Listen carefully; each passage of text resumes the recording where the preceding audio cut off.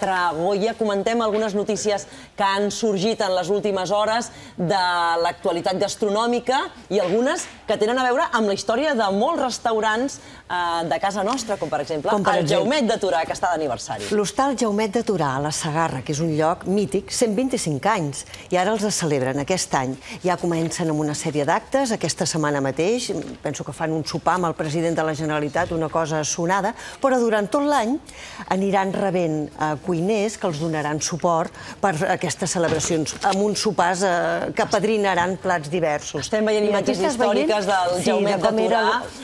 Era un lloc de pas, era un restaurant que feies parada. Totalment. Això va néixer com moltes de les fondes d'aquest país, que han nascut per donar xupluc i servei als carreters que passaven per allà, primer amb el bestiar i amb habitacions i finalment també donant menjar. Això ho va començar l'avi de la senyora Ramona Closa, que és una mica la institució, l'ànima d'aquesta... Mira-la, aquí la tenim amb unes imatges antigues que vam poder gravar fa uns anys, perquè la senyora Ramona ja va morir. Ella era la neta del fundador i ara se'n farà càrrec de l'hostal, juntament amb el Jaume Marimon, que és el seu fill, la seva neta Laia.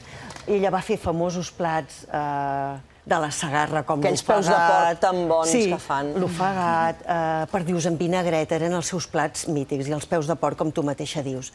Des d'aquí, unes felicitats molt sentides al Jaumet de Torà, perquè, com hem estat explicant darrerament amb la Tana, no és fàcil arribar a 125 anys un restaurant que s'ha sabut adaptar a tots els temps, a totes les èpoques. Absolutament, perquè s'ha renovat constantment. S'ha sabut renovar, i tant que sí. Exactament.